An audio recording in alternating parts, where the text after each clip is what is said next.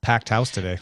And so then the chicken tells the Japanese game developer, that is why I put. Yes, that's what he said. Sorry. All right. You sort of ruined it. I know. I couldn't help myself. Are you prepared? I was birthed prepared. Justin Robert Young? I was born quotable. Here we go. Du Daily Nouveau Tech Show avec Thomas Merritt et l'étoile du podcasting français, Monsieur Patrick Beja, est para Patreons comme moi. S'il vous plaît, vous joindre à nous, patreon.com/acedetect. J'espère que général sommes à la plat quelqu'un du Kentucky, n'est-ce? This is the Daily Tech News for Monday, July 13th, 2015. I'm Tom Merritt. Joining me today, Patrick Beja on a Monday. Veronica Belmont will be on a Tuesday this week. How are you doing, Patrick? Are you disoriented? I am still laughing from that intro. It's excellent, fantastic. So how would you say it in French? You would have to send me the full text and I would record it. No, your evaluation of it. How would you say it? Oh, right. C'est fantastique. You know, the interesting thing is that he does the rolled R's. I don't know if you call them like that in English, but he does R. And we don't do that in French. I don't know why. That's a Spanish thing. Yeah. Yeah. Justin Robert Young is here as well today. How are you, sir?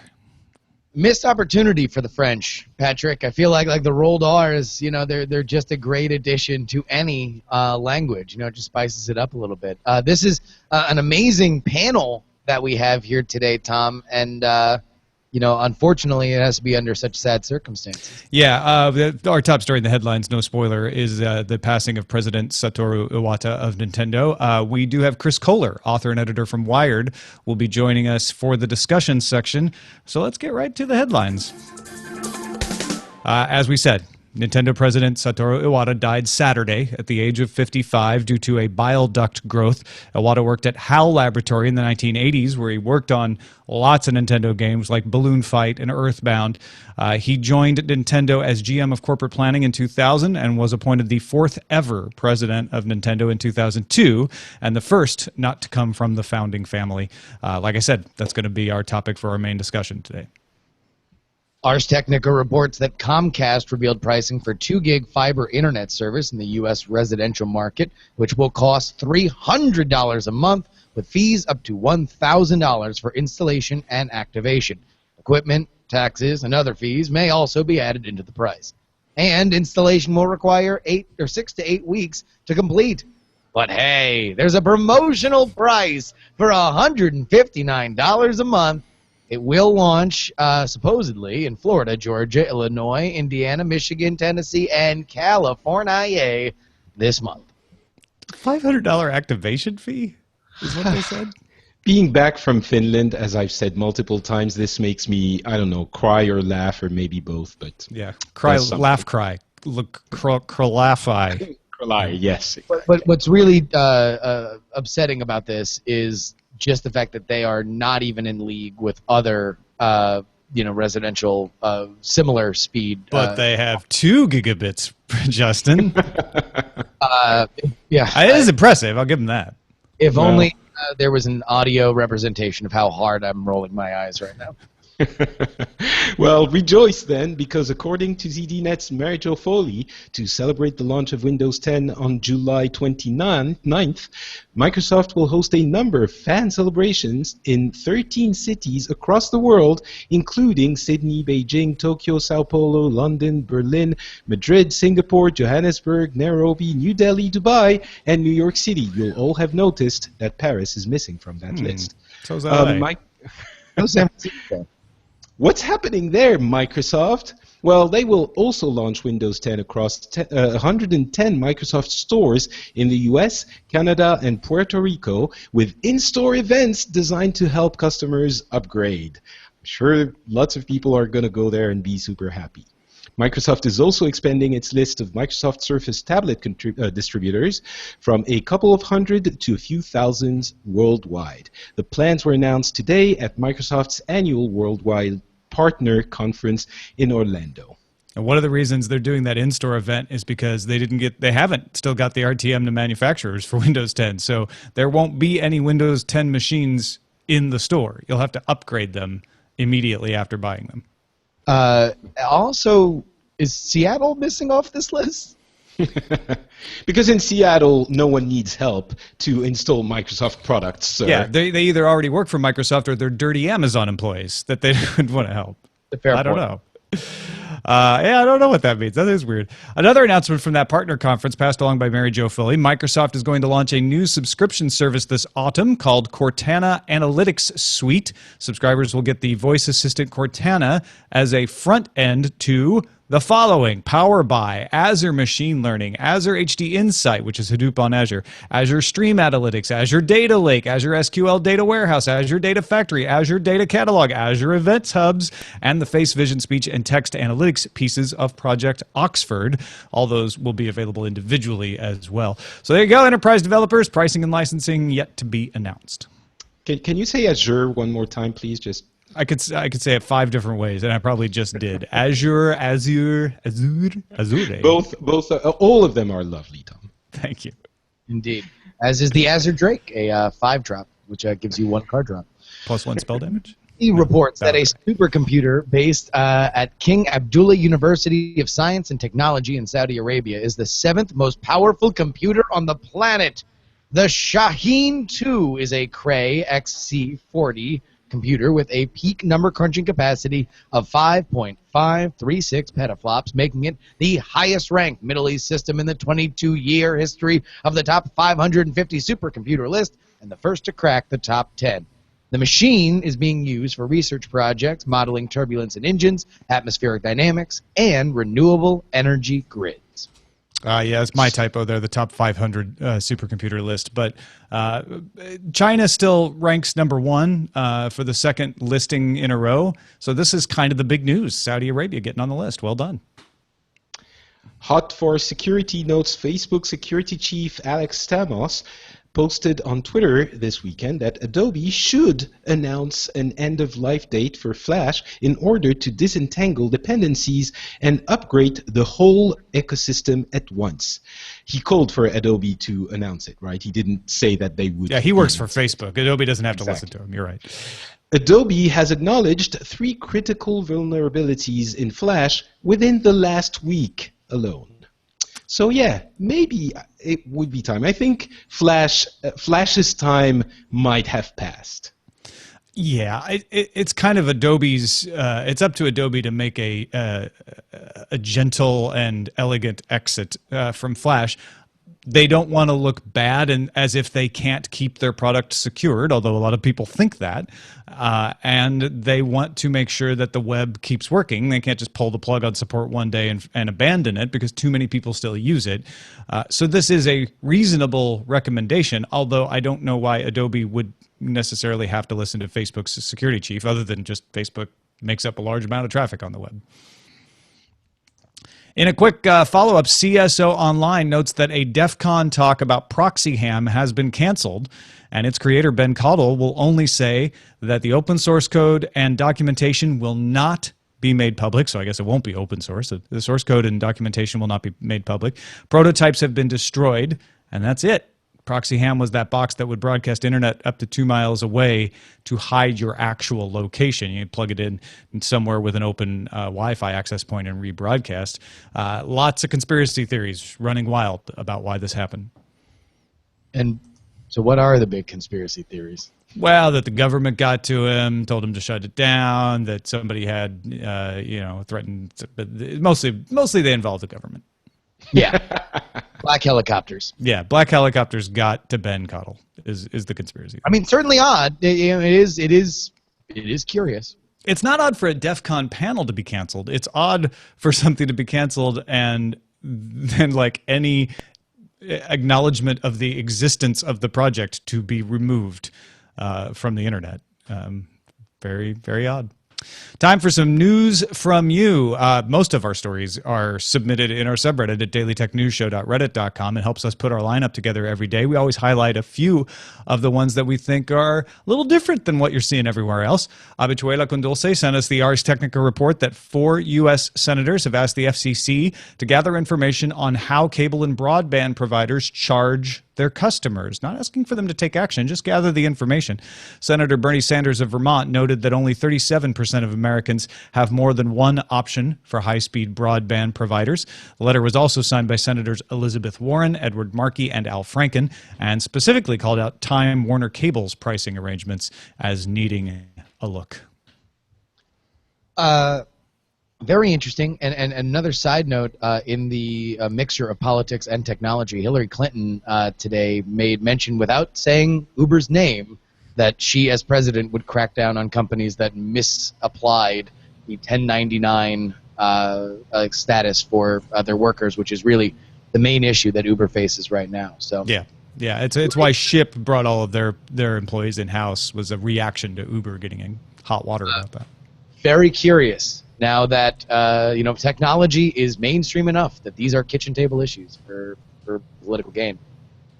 Starfuryzeta sent us the news that Comcast will launch a new TV service called Stream, which will offer all broadcast TV networks plus HBO for $15 a month, streaming on your home broadband connection. U.S. residents can view the service on an app for PCs, phones, and tablets. Recode reports that the service will start rolling out in Boston at the end of this summer and come to Chicago and Seattle after that, with more markets in 2016. Yeah, this is kind of an evolution, and if you want to hear us talk more about it, listen to Cord Killers, which Brian Brushwood and I will record later today with Lamar Wilson.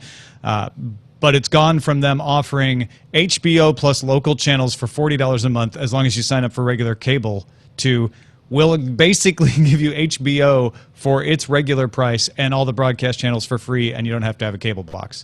But then they don't have to roll installers, so it makes sense. Comcast just seems like they are wildly flailing.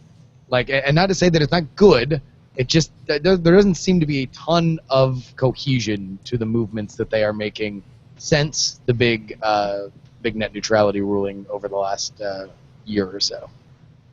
This one seems to make a little more sense to me, but I don't know what you're saying. I don't mean to say that they don't make sense. It doesn't feel like there's one big plan that they're like, okay, well, here's the future. This is a good move. I think this is a good service. I think, now that you say that, looking at the headlines today, their plan is we must make our money on 2 gigabit per second broadband because we're not going to make it on TV anymore. Yeah, which is but kind of crazy considering 2 gigs. For forever, they've been telling us, hey, you don't need more than a trickle. Just a little bit of internet will do you. Now it's like, no. You need to buy the Costco-sized helping of it. And all the while, what did we say? Laughing? Can't remember. Yes, laughing. And finally, Scotty Rowland let us know that starting this week, in direct response to Amazon, Walmart.com customers can look forward to thousands of discounts on the site, special atomic deals, and a decreased threshold for free shipping of $35. So basically, begun the price wars have, which I can also read in the voice that is going to follow right now. Begun the price wars have. Prequel illusion. Just saying. I'm not saying that's what it is, but it might be. And that's a look at the headlines. All right, let's bring in Chris Kohler, author of the book Power Up and editor for Wired's Game Life, in to talk with us. Chris, thanks for joining. Hi, everybody. Thank you for having me. I'm sorry it has to be on such sad news, but Patrick, it seems like the internet is in mourning over the passing of President Iwata.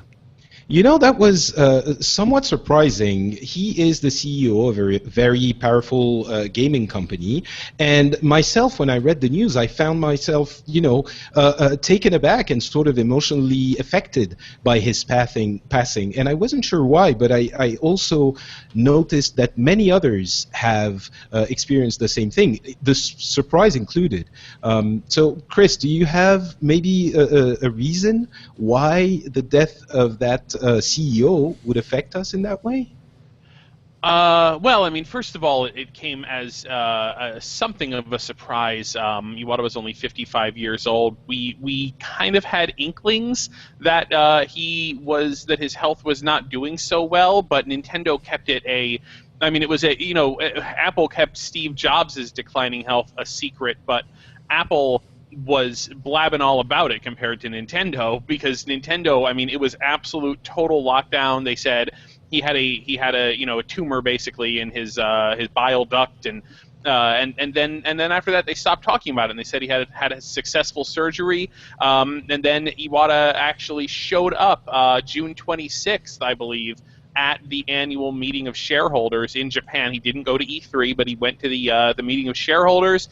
Then he was there, and he did the entire thing. And he had slimmed down considerably since his surgery, but he seemed to be the picture of health. And then a few days later, he had died as a result of the complications from the cancer that he had, basically. And so it was it's so sad, because he had to have known, and his inner circle had to have known, that I'm sure at some point he was told he only had months or years left, and probably towards the low end of that.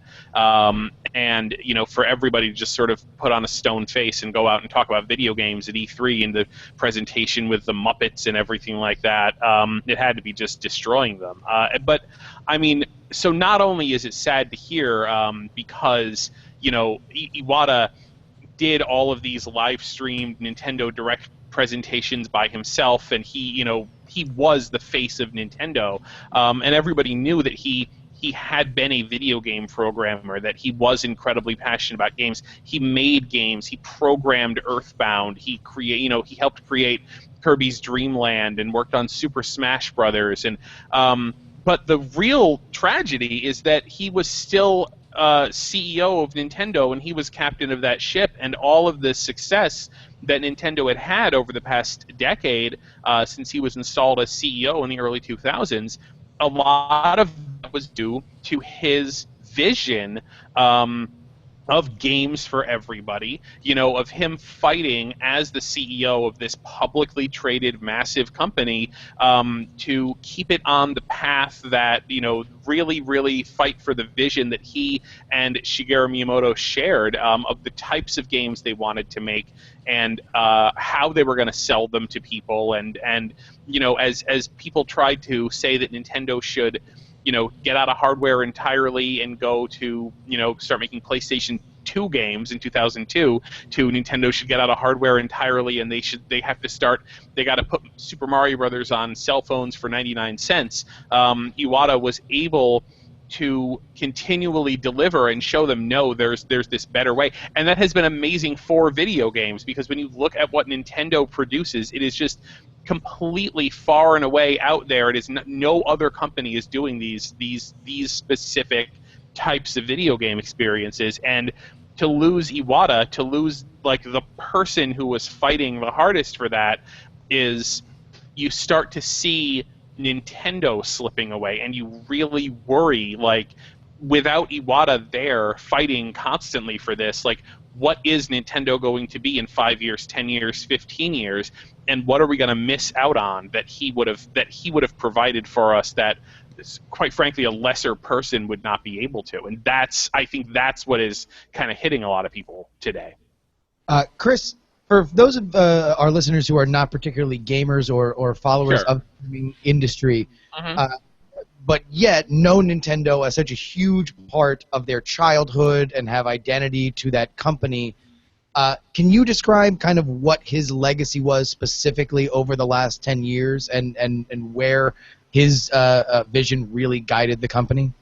So it is very strange for the president CEO of any company, but especially a video game company in today's day and age, for that president CEO to be to come out of a programming background, or even a game design background, rather than just simply doing the MBA and et cetera. Because and that's not because these people aren't brilliant. It's because it's just not their thing. They want to make. They don't necessarily, being the CEO of a publicly traded major multinational corporation is its own total set of skills. It's not for everyone. No, and it's fascinating that Iwata, having conquered, because by all accounts he was a brilliant genius programmer. He worked on Balloon Fight, so he was there in the earliest days of Nintendo. That's a very early NES game that Nintendo did. And it's so strange that, having sort of hit this apex and being this like John Carmack level genius programmer, he decided, you know what, I'm going to now learn this totally new thing, and I'm going to learn about how to run a company. When he became president of Nintendo, and he was only the fourth president of Nintendo ever since the company's founding in 1889, and he was the only person who was not from the Yamauchi family that founded Nintendo in 1889 as the playing card company. So huge deal that this guy was kind of being, as far as the public knew, sort of pulled out of nowhere to become the new CEO. And what he did, as soon as he got into Nintendo, he started talking about, we have to make games for everybody. Video games in 2000, 2001, the PlayStation 2 era, people were very high on the PlayStation 2, but PlayStation 2 was delivering one kind of experience, and it was the experience for the super hardcore player who looked at a PS2 DualShock controller with its like 18, 19 buttons and says, I totally understand this. I know what I'm going to do. And the problem is, the other 95% of the world was left out at this point. People were not gaming on their cell phones in 2002, and so Iwata was just like, let's do a 90-degree turn here. Let's not try to make the next piece of Nintendo hardware. Let's not chase after these gamers, especially because, again, 2002, Microsoft was smashing its way into the video game industry with tons of money. They said, let's just not worry about gamers anymore. Let's make products to try to capture tons more people into gaming, and then we can make buttloads of money. And it absolutely worked out. People did not understand this at first. People really did not get what he was trying to do. There was a famous, sort of infamous story that ran in, I think, Time Asia, in which they did an interview with Iwata, and they came away saying, this guy wants to make, and this is a direct quote, thumb candy for dummies. They just thought he wanted, when he was talking about simpler games, what he was talking about was like Brain Age. What he was talking about were things, games that like anybody could get into, that were deep, but that were easy to control, and that's why the Nintendo DS had a touch screen, and that's why the Wii U used motion controls. The idea of just sort of like swinging the controller and swinging a tennis racket. You could make complex games for people, but you had to do it in a way that was just easier for them, that the things they saw in their brain they could easily affect on screen, and that was the introduction, really, of the mainstreaming of touch screens for entertainment in general. And the biggest problem that Iwata has had or had in the last few years is that, with iPhones and with tablets, people were out Nintendoing Nintendo, and they had picked up on what he had done and ran with it. And honestly, if you look at the iPhone and the touchscreen and everything like that, the Nintendo DS was 2004, and that was 3 years prior to the introduction of like touchscreen gaming on the iPhone, and it really kind of like set the path that we're on right now. Yeah, I think it's really interesting to me when I looked at all the articles today how many quotes you have from Iwata about the importance of content, and in fact he gives credit to Shigeru Miyamoto for teaching him that lesson, and how he said, let's not focus on what the hardware can do and pushing the hardware to its limit. Let's focus on the games and what they can do. And Patrick, I know you've followed Nintendo closely over these years. It does seem to stand out as being both the blessing and the curse of his legacy. Well, there is an argument to be made that those successes that are huge, particularly with the Wii, unfortunately reached a very wide audience that didn't stay. So there is an argument to be made there. But what is definitely, the success of the Wii is undisputable. And the other thing that is very stark coming very clearly from Nintendo is that love of game design and that expertise that, very frankly, very few other companies reach. And I'm wondering, Chris, in your opinion, again, how much of this love for the craft and quite frankly, ability to design those games in a way that is unparalleled helps keeping Nintendo at the top, you know, in certain ways business-wise, because they're still here. They might not be doing super well as they were doing before, but they've been here for the many years, and they're one of the only ones that are still here, and in the hearts of people who can play their games. Yeah, nobody ever has constant success in the video game industry because it's such a young industry, and because, I mean, things change every day. There's always a new piece of technology. There's so many new game ideas people can come up with. It would be very strange for any one company to be just like riding on the top of that industry forever. You know, Sony had a big drop with PlayStation 3. Nintendo had a drop in the GameCube era and then came back up. They're having some troubles now. The long-term core of the company, though, has got to always be not just chasing whatever you think is important, but in just constantly attempting, trying to innovate and try new things. And then, you know, eventually you hit on something that does really well. The Nintendo DS did not do super well at first, but it really did well with the introduction of games like Brain Age. You know, you're always a couple of killer apps away from really changing things up. And so for Nintendo to really try to hang on to that ability and that method and that procedure of like innovating and coming up with new games and making hardware, because like, you know, you have to really be able to make the gaming hardware as well so that you can make them kind of harmoniously intersect. The Wii Remote was nothing without Wii Sports. The Super Mario 64 and the analog stick, and just going back and back and back. So Nintendo has to always keep that at its core, and if it can do that, it can weather the bad times, and it can potentially come up with another big hit, huge product that sends them into the stratosphere again. It's video games. Like you can always do something new. You never have to worry that everything has already been done. So not only is this a tragedy, and obviously you have a lot of outpouring of grief, but as you've mentioned, this is a very interesting, transformative time for Nintendo, the company, specifically with their announcement to do their own mobile gaming and to start to get into the non-hardware tied programming. How does Iwata passing right now affect that transition and their future?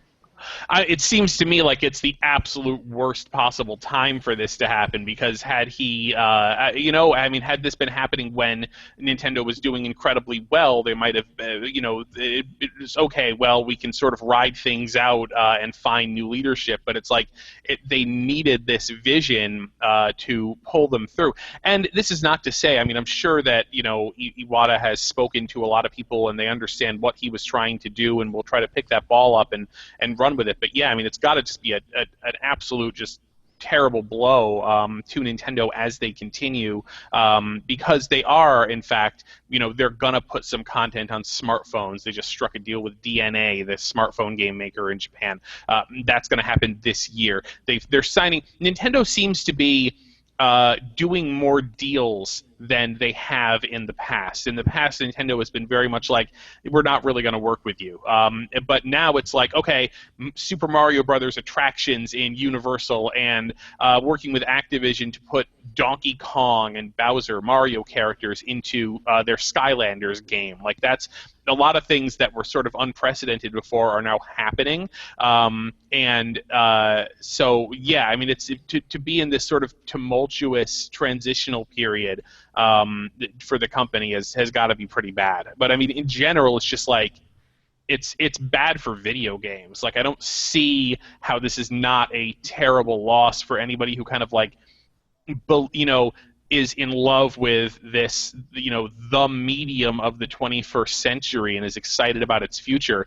to lose somebody who had done so much at such a young age is it's not just like bad for Nintendo's bottom line. It's terrible just for people who love games. Yeah, it almost doesn't matter who replaces him. No one can replace him. This means that Iwata's brain is no longer contributing to the general development of the art, right? And it's so important to mention that like how important that is, which is why I think people keep reiterating, like, you know, this guy, Iwata at some point might have saved your favorite Nintendo game by, you know, like getting in and fixing he literally did bug smashing on Super Smash Brothers, right? There's a famous interview where he talks about that after he's become a Nintendo executive, right? Like after it was no longer his job, and he just saw this, you know. I mean, it's again, like it's kind of like, you know, John Carmack in a way, you know, like never wanting to lose the programming part as you know, as he kind of moved away from that or moved up the food chain. But yeah,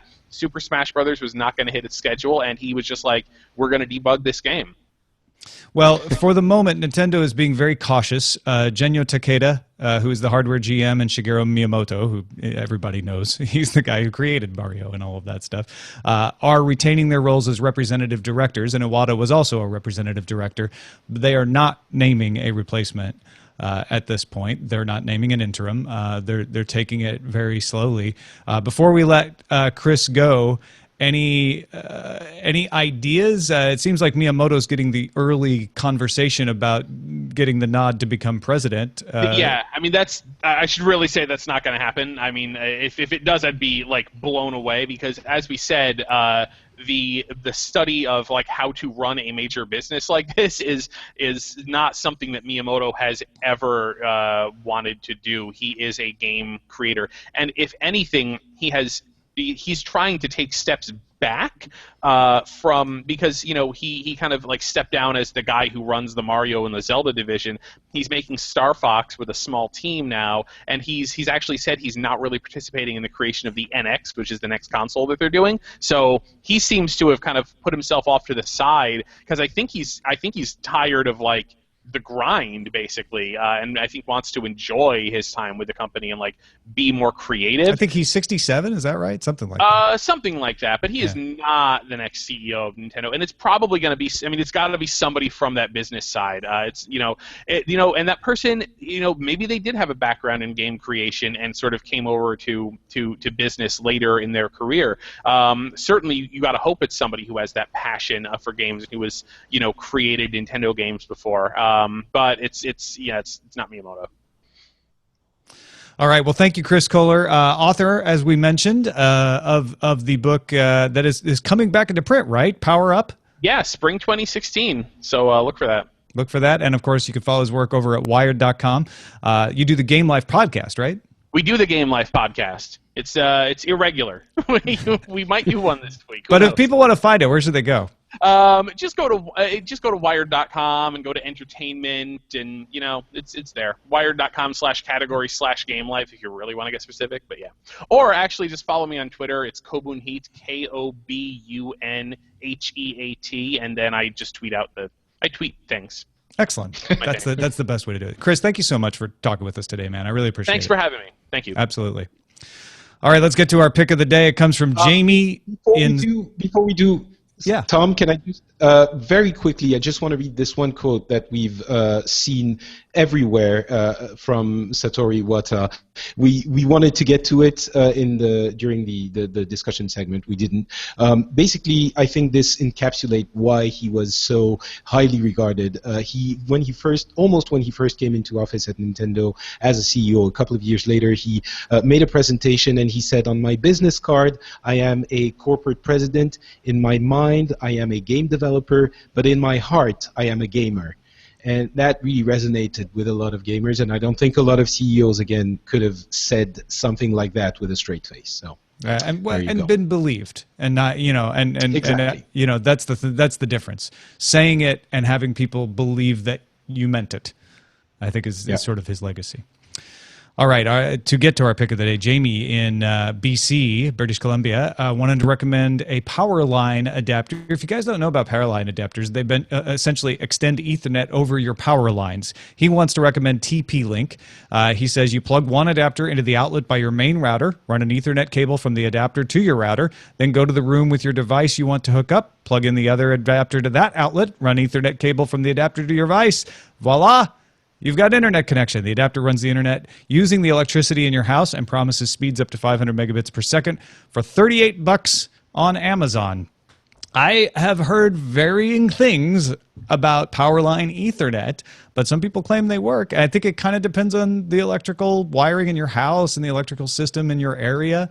But Jamie, it says it works for him. So if you've been wanting to have Ethernet in rooms of your house without having to get into the walls and run Ethernet wires, this might be something to take a look at. I've been using it in a couple of a different brand, but I've been using it in a couple of places, and it works fine for me. So definitely recommend people try. Do you remember the brand that you've been using? Devolo. Devolo. So Devolo. Devolo. Yeah. It works really well. Send your picks to feedback at dailytechnewsshow.com. You can find my picks at dailytechnewsshow.com/picks. Patrick, Justin, you guys are both being immortalized. Did you know this? Yeah, I saw the beginning of what is an epic artistic representation of this fine audio program. Yeah, Ryan has been laboring away just on his own on a poster that has all of us on it, and he's had some life events interrupt him, but by gosh, he has not given up on it. And he wrote to me this weekend and said, the shop is up live at redbubble.com. He's putting the art that he made on shirts and on posters with my permission. He says the clothing comes in all sorts of styles and colors, throw pillows, duvet covers, tote bags. He has it set up for all the money that he makes off it to go to DTNS. And I've told him, like, dude, you want to keep a cut of it? You want to keep all of it? This is your artwork. Do what you want with the money. But he said he's pretty convinced he wants to continue to support the show. That's entirely up to him. But at the very least, go take a look at the art. Ryan did an amazing job on this. redbubble.com/people/DTNS-gifts/shop. And he just did this all on his own. I can't say just how much I'm blown away by the dedication here and the work ethic and everything. So yeah, if you see Ryan around, you see him on Twitter, you see him in the chat room sometime, give him a nod for this. Good stuff. Yeah, cool indeed. Just exceptional work. It actually reminds me of the Beatles Revolver cover. It's got that style to it, yeah. Yeah, it looks it looks so amazing, and to be part of it is just a delight. So thank you so much to Ryan. This is amazing. Yeah, thanks, man. I'm blown away. And thanks you guys for being on the show. Patrick Beja, you want to hear more of Patrick talking about gaming? You got to check out Pixels.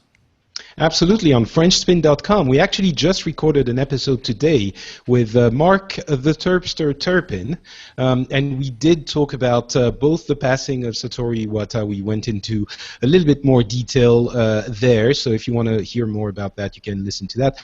And we discussed Batman Arkham Knight, which is my main contender for Game of the Year already, and we went into details about that as well. That's all available at FrenchSpin.com. The show is called Pixels.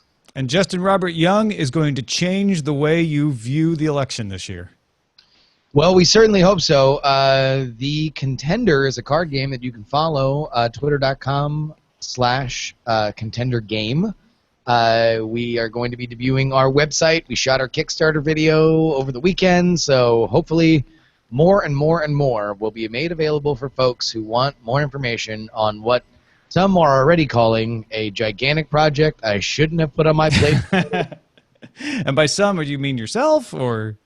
Yeah, the voices in my head that are being created from the amount of stress that I'm under. Dude, if it makes any difference, I think it's brilliant and totally worth the effort. It was super fun to shoot the video, and I'm really, really, really excited to get it in the hands of everybody. So, effectively, it is Cards Against Humanity. If you were creating arguments in a presidential debate style format, hopefully everybody likes it. But we will certainly have more information forthcoming from now. Right now, though, Follow us on Instagram, Twitter, Facebook, all of it at Contender Game. Yeah, follow Justin on Twitter, twitter.com/JustinRYoung, and follow Patrick, too, twitter.com/notpatrick. And follow us on over to Patreon and become one of our bosses. You know, if you become a co-executive producer, there's a level at which you can back the show that gives you the right to call yourself that. You get access to the template for business cards, and several people, including Dark Redeemer, have printed out their own business cards to prove that they are, in fact, co-executive producers of the show. That's just one of the perks. Mostly the perk is you help us continue to make the show like we did today. So check out dailytechnewsshow.com/support for any information about all the different ways you can support the show. Every once in a while we get somebody, we got somebody recently who said, I'm not able to pledge any more money. You know, things are bad, economy is down, whatever. Telling people about the show, just spreading the word is good too. So thank you to everybody who supports the show in whatever way they can. If you're headed to Nerdtacular, by the way, there's a Nerdtacular Daily Tech News Show shirt available. And if you use the code 2SIDES, you don't have to pay for shipping. You just pick it up at Nerdtacular. Go to dailytechnewsshow.com/store to find that. Our email address is feedback@dailytechnewsshow.com. You can give us a call, 512-59-DAILY. That's 512-593-2459. Listen to the show live Monday through Friday, 4:30 p.m. Eastern at alphageekradio.com. And our website is dailytechnewsshow.com. Veronica Belmont on Tuesday, tomorrow. Don't let it confuse you. I'll see you then. This show is part of the Frog Pants Network. Get more at frogpants.com. Diamond Club hopes you have enjoyed this program. Gentlemen, that was a killer show. Well done. I think that was pretty good. I actually had a question. I was kind of bummed that Chris couldn't hang around for the after show. I think it would have been too much in the show. But Patrick, you might have a sense of this. So the one thing that really surprised me, not surprising, but just struck me, was kind of the brevity and almost cold nature of the official Nintendo press release, and I assume it's just, you know, those title votes coming at showbot.tv while we discuss.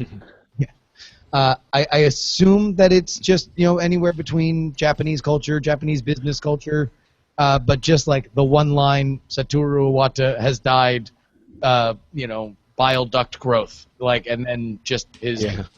The facts of his life, as opposed to a more, what I would, you know, you have even business press releases on stuff like that tend to be a little flowery.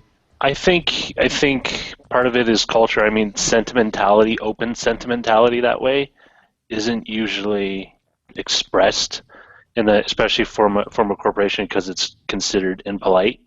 Gotcha. But you know, it's, you know, for a lot, I think at least in Western societies, there's a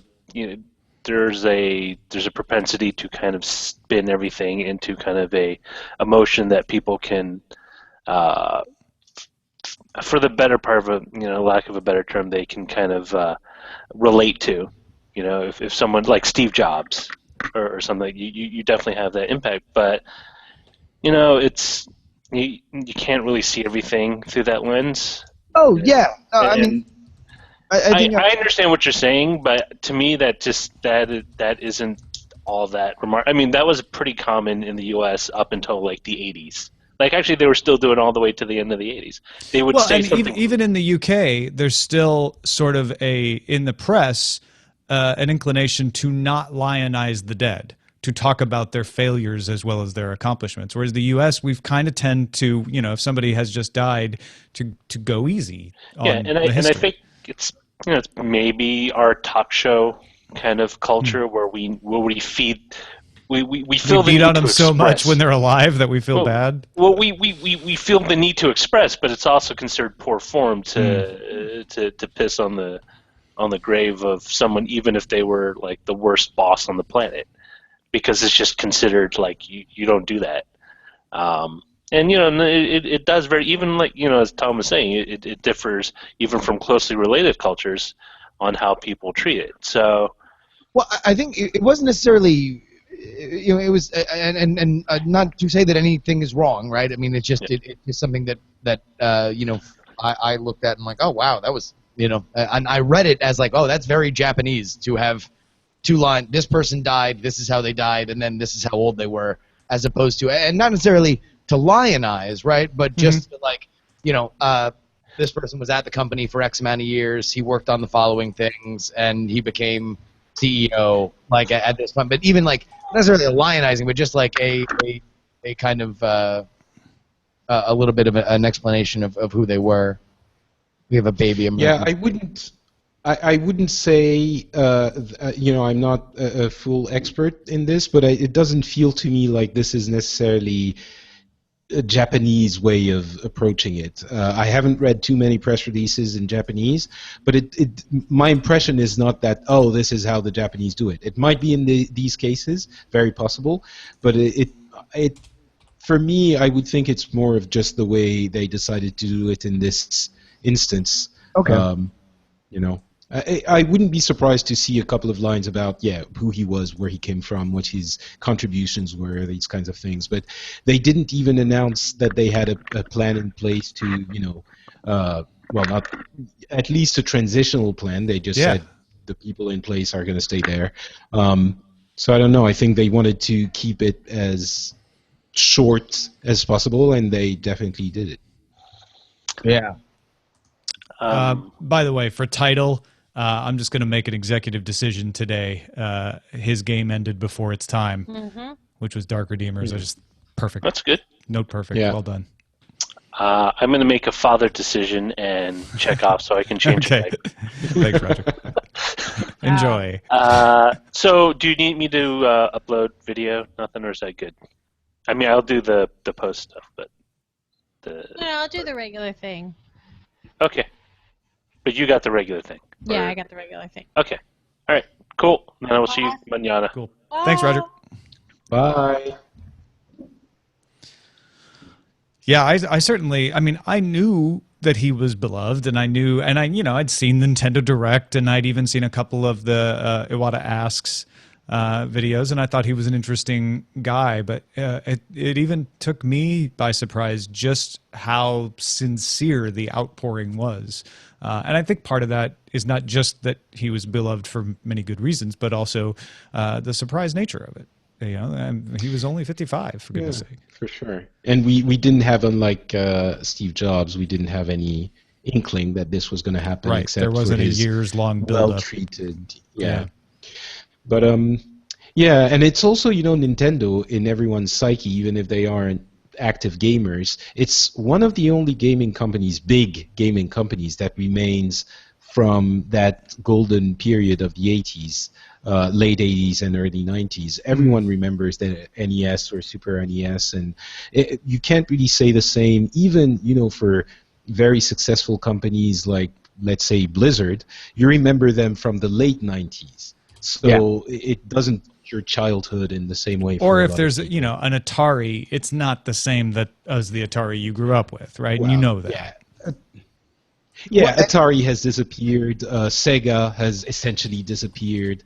You know, those few companies that had the same kind of impact are not there anymore. Yeah, Sega's even better. I mean, Atari is out there, but it's just a brand name now. Sega's an even better example where it's still the same company, but it just doesn't feel the same. Well, yeah, it's not only did they let go of hardware, but they also, you know, ironically or not, last week the president of Sega issued a public apology saying that, you know, he had let down the fans because the quality of the games they're putting out is so low that people just don't trust them anymore. And they have at least come to that realization. But, you know, thinking this of Atari is impossible. You know, of Sega. Back then, they were so big, and it's like you had Neo Geo and NEC with the TurboGrafx, if you want to go a little bit more niche, but all of those have basically disappeared. Even Square, you know, has merged with Enix, and Square, which is Final Fantasy. I forget that was a merger. I just think of Square Enix as one thing. You're right. I just forget.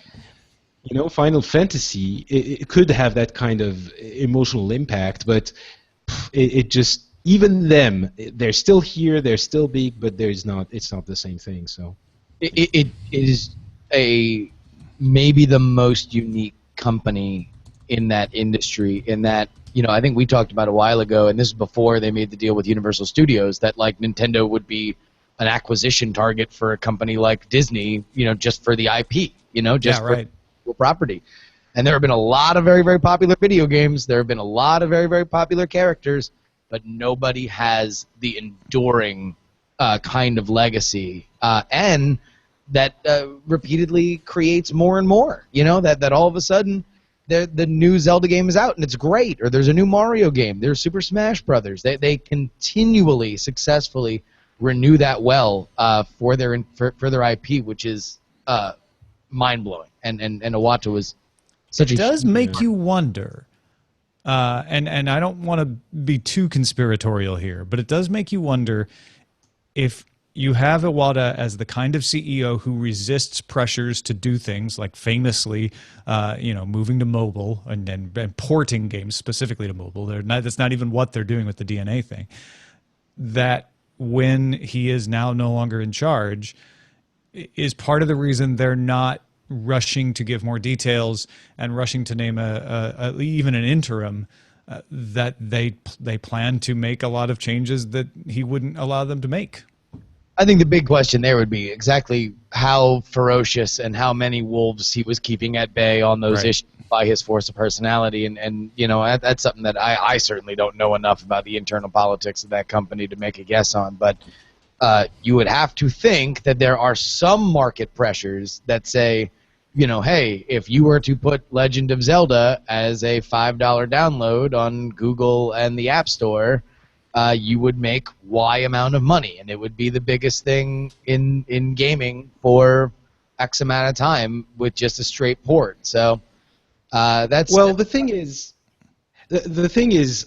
Japanese companies, I mean, I don't know the internal politics of Nintendo either, but Japanese companies and Japanese culture in general is based on consensus, and you cannot do anything. Oftentimes, actually, you're paralyzed by the fact that you need everyone on board to do anything. Now, it doesn't mean that you don't have sometimes people that, become political and want to oust someone or take the company in a different direction, but I cannot imagine that in the case of Nintendo now, Iwata was moving, was the one person that was trying to move the company in a certain direction, with everyone looking at their, shoes and thinking, when he's gone, we're going to be doing things differently. Especially since Nintendo is a company from Kyoto, which is even more traditionalist than the Tokyo crowd.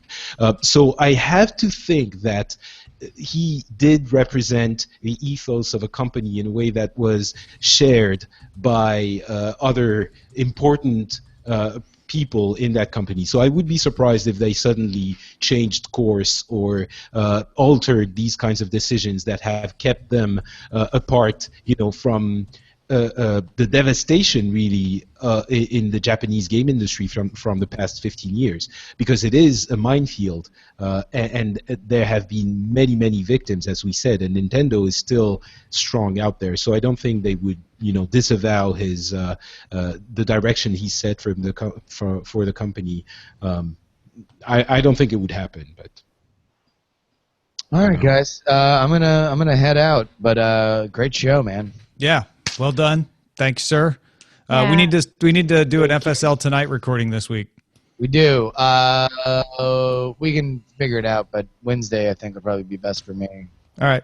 Email me or text me and we'll nail down a time. Wednesday works for me too. All right. Peace out. Cheers. Bye. And I'm out of the post of all things. Can you believe that? Wait, I forgot to ask Roger if he would do the show notes. I thought that's what he was implying. Yeah. Okay. That he would do his regular bit, which is usually Yeah. Okay. I like that. I'll let you guys figure it out for sure, but that's what I took, was that he was like, I'll do my regular show notes bit, but you'll do the video. I dig it. I think that's what's going on. All right.